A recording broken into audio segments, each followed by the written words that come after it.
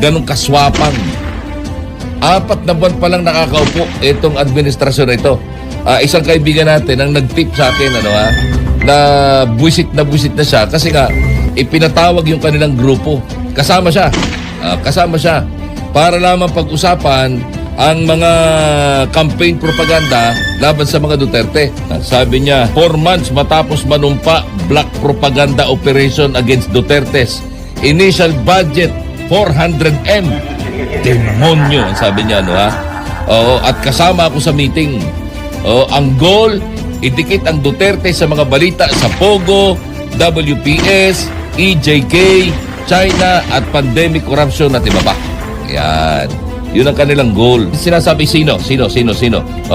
Yes, mga tao ni Tambi. Abante Pilipinas! Who is Tambi? Di ba si Tambaluslos? Abante Pilipinas! Yun. Siyempre, hindi gagawa yan ng hakbang na hindi alam ni Baby. Sino si Baby?